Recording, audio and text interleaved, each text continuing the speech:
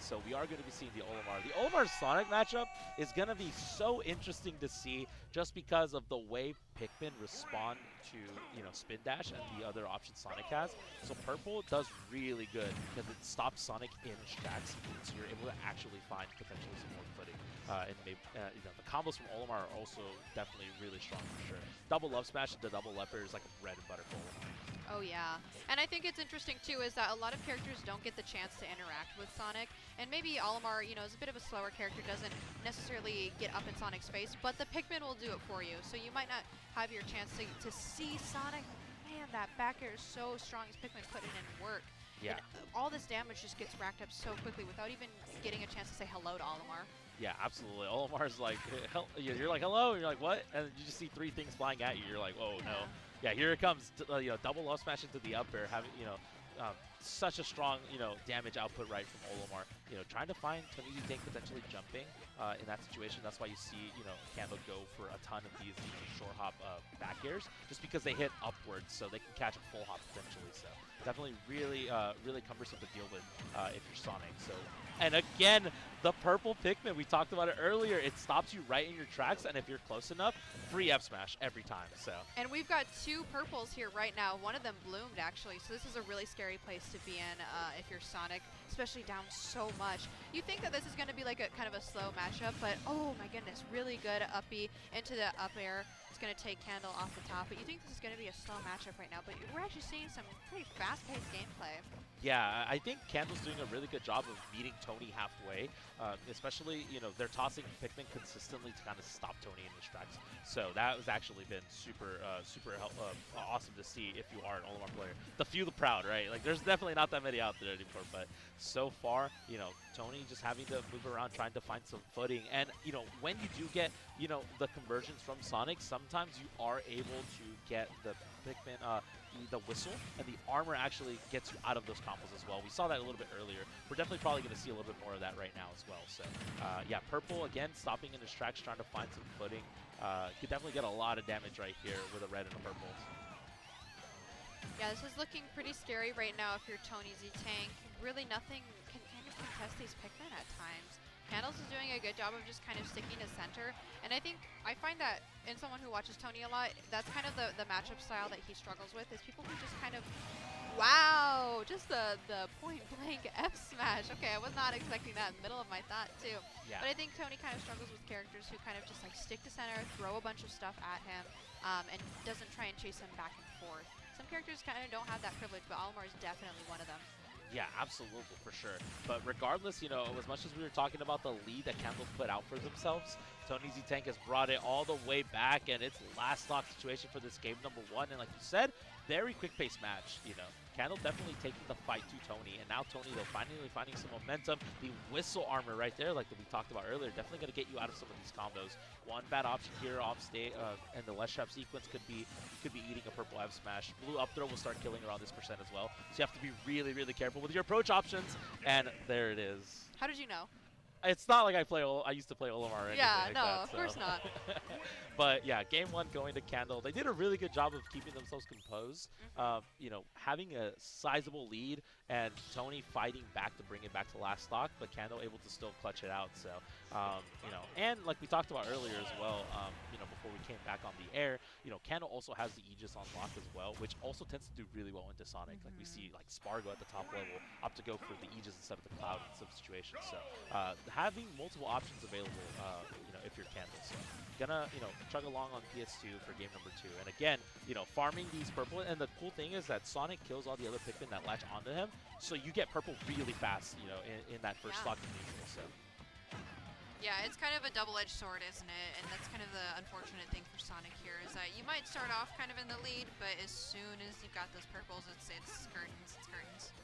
Yeah, absolutely. And yeah, again, stopping you right in your tracks. That's why purple's so strong to deal with, or it's really hard to deal with. It's very strong if you're, if you're Sonic. So a little bit of an overextension right there, trying to go for a grab. And homing attacks on Olimar, I feel like, is a really rough option because there's just so much end lag, and you're essentially a sitting duck. And Candle can kind of just punch you however they see fit too. So. Oh yeah, Tony is pretty good at mitigating that though, kind of just mixing it up afterwards. Just air dodging or going for another aggressive option. But sometimes, the no mix-up is also prominent. Yeah, absolutely. You saw, yeah, I love the coverage right there. Is that going to be it? No.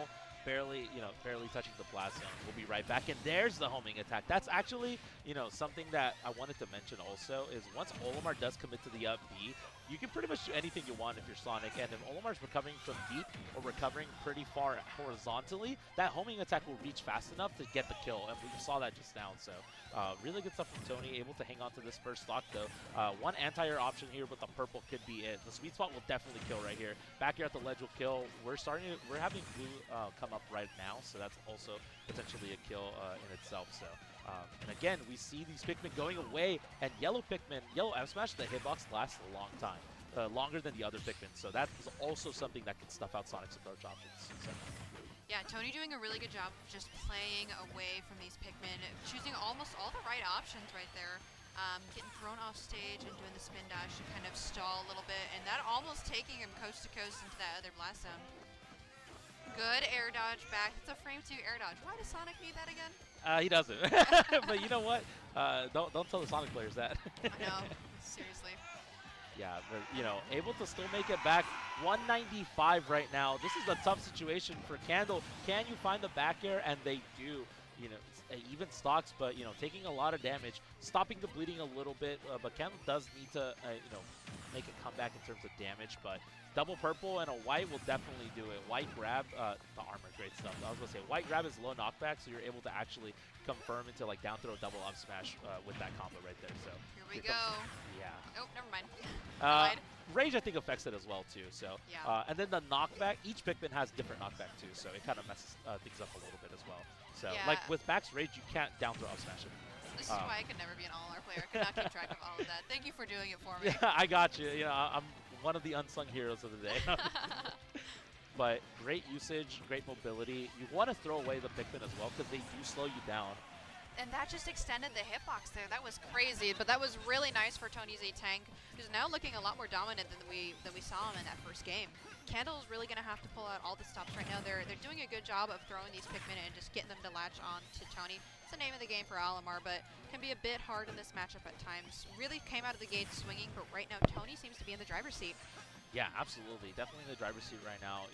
81% could be scary. One bad option or two could potentially do it. And yeah, I like, Tony's clashing with the purple Pikmin and then immediately jumping. That's like the one thing that Olimar can't really respond to because he's so stubby and he's so slow that he can't actually meet halfway. So I actually really like, the change in approach right there from Tony. So far though, can you find something right here? One, up throw, maybe 20% from now. One F smash, one back air right here could potentially do it. You see Candle going for it, but nobody home. Tony doing a really good job of just kind of moving around and being a little bit ambiguous. Here comes the magic combo right here. So can you find something going? Maybe get a purple snipe, which is why you see, and sometimes you want to throw the Pikmin away just to better your lineup as well.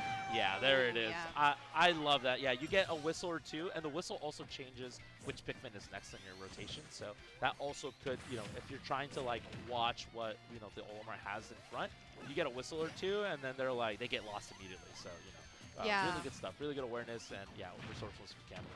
All right, we've got down throw into back air. This is looking not too terrible right now, but that up smash really sending Candle straight into the blast zone. Not going to be anything just yet. We've got the purple up smash. Yeah, it was like 40 damage, 40, 50, so you can't really get anything other than purple up smash. Nice, good tech. Good. Yeah, I was about to say, that's another thing. The last hit of that forward air gonna do it, and TonyZTank tying the setup one apiece. Yeah, great stuff so far. Yeah, that was definitely that was one for sure. I mean, there was situations where I love the different approach options from Tony. I love how there was definitely adaptation involved in that game number 2 for him to come out on top. And Candle. Oh yeah, Tony is an adapter. Yeah. Like I think he always has been. He's really good. Between game adaptations is really his strong suit here. That's kind of exactly what we saw here. But Candle, this is the 6th seed. They're not gonna just like let it slide. Yeah, absolutely. And worst case scenario, we might see the character switch here. No, gonna opt to go for the Olimar. Definitely the tried and true. I mean, Candle definitely one of the players who made a name for themselves in the coin box scene. Definitely winning a bunch of those, over the last 2 years. So finally making that presence offline as well. I don't really get to see them as much, especially in Texas. So it's definitely a treat to watch another fellow Olimar player come out, and just repping the few and the proud, as we said earlier. Yeah, yeah. So. The last time I saw Candle was actually at MUI last year, and I can definitely tell that they've gotten better still. And not that they were not good at MUI. They swept that bracket, so it's crazy to see that even at such a high level, you still have so much room to grow. It's really inspiring. Yeah, so far though, a little bit of a damage output right here from Candle. TonyZTank though doing a really good job of taking, having a sizable lead right now. Off stage, backer can do it. If you can find something right here, maybe a forward smash and the ledge can also do it. Depending on where you stuff out, great F smash to stall Tony out and then getting some more damage. Here comes the ledge trap sequence. Oh. Now, I'm telling you, that's the one thing is if you're approaching Olimar very linearly, it's really difficult for you to get in. So far, Candle doing a really good job of staying a lot more grounded this time around. So I know back there everyone's hyped. So yeah, and then we've got Olimar and Sonic over here. Yeah, I understand. I'm having a great time. I know you're probably like but Candle doing a really good job taking that first stock. Tony responded really strong at the beginning of this game 3, and Candle just ended up playing a little bit more grounded, finding some footing, getting a lot more mileage out of the Pikmin. So, but great forward air off stage. Again, Olimar's like big, like what they're infamously known for is like being really bad off stage. So yeah. That's where Tony wants to find Olimar consistently. Yeah, and that's kind of where Tony has been getting a lot of his mileage. So you saw the drop zone fair in that last game too. Yeah. So it's looking like he kind of knows what he has to do. And it's been pretty back and forth, and especially that last game, I don't think Candle necessarily did anything wrong. It's just that the win condition was just played a little bit harder by Tony than it was by Candle. Yeah, absolutely, for sure. So great air dodge right there, just kind of getting away. And again, if I'm Candle, and I'm thinking about my Pikmin management, sometimes if Tony wants to spin dash, once he decides to do the down B, kind of get around, I'm throwing my Pikmin that I don't want at him because Tony's gonna unintentionally reset my lineup for me. So yeah, and we just saw Candle actually air dodge through that homing attack. That's one thing that I kind of wanted to see a little bit more from Candle during this set is that I see them just kind of like shielding whenever Tony is charging the homing attack. I think it's one of those moves where you can kind of spam spot dodge a little bit so that you don't get hit by it, and then Sonic is stuck in all that lag too. It's just one adaptation I kind of want to see from Candle right now. Yeah, absolutely. Every time we see, truthfully, I'm not sure which one's the side B, which is the down B, but every time we see Tony get that into the Nair, Candle's actually, getting the Pikmin armor, the whistle armor, able to, stay alive a little bit longer. Because that's a confirm that a lot of people can't really get out of, but Olimar can. It's like frame 6 whistle or something like that, so, for the armor to start up. So, really good stuff, and that's why you saw it come out right there as well. So, it's a great get out of jail free card. Yeah, so is the fair. Sonic Fair is a very strong move here, and Tony's getting pretty good mileage out of it here. Right now, we've got Candle at 163, just getting clipped by that Fair again. Really, really strong stuff from Tony right now. Sitting pretty at 71%. I mean, the next Pikmin could probably do an additional 30, right? Yeah, absolutely. So, yeah, you definitely want to find some footing right here. And now this is actually really interesting. Normally, we see Sonic have a lead and then play a lot more defensively. Tony, I think, is understanding that you can stuff Olimar out when the Pikmin are not out on the field. Like, if they're right behind them, you can actually stuff Olimar out a lot more, which is why you see him taking the fight to Candle, even though he has the lead. So, it's looking to prove really, really worth right now. Can you find something right here if you're Candle? And again, the F smash, stalling Sonic in his tracks, and then just finding another F smash to boot. With the purple, that's definitely going to do it. So, but 96%, Tony has a sizable damage lead right here. Olimar could definitely bring this back, especially with the double purple, 2 up smashes and an up air, and that's already like 50 damage. So. All right, we've got a little bit of damage coming out here. Good parry, getting a really strong punish off of that Tony at 56% all of a sudden. Yeah, there was a Pikmin on top, and then, oh my god, that's so scary to deal with. That's what I'm saying about the spot dodge, though. I think it might just come a little bit in handy in those situations. Yeah, absolutely. Yeah, I like the patience. I definitely like the patience on the approach option with the homing attack. So, yeah, great stuff so far. 50%, this is not out of the realm of possibilities for either player, though. So, yeah. Yeah, Yeah. I was saying, Purple coming in clutch right there, stopping him in distracts. Can you find something right here if you're Candle? This So, is looking really scary for both players, though, right now. And Tony's technically got the percent lead, but Yeah. Purple F smash out. That was like 70 before the hit. What? yeah, that was What? that's Purple F smash for you It right there. is. Hits like a truck and then having a little bit of rage. So definitely playing to their strengths a little bit. Candle able to take the third game, having a pretty good lead. 2-1 set lead as well. So that's yeah. I'm actually now that I think about it, I feel like I like how Tony is just overwhelming Olimar, because that's a big thing. That's why Olimar struggles against like characters like Fox, who are just like super like just in your face. You tend to get overwhelmed a lot because a lot of your buttons aren't super fast. Like Whistle is really fast and you get the armor, but not the other moves. Obviously like 3.0 nerfed Olimar, and like his up smash is a little bit slower to startup. So and then the smash attacks are definitely slower. So.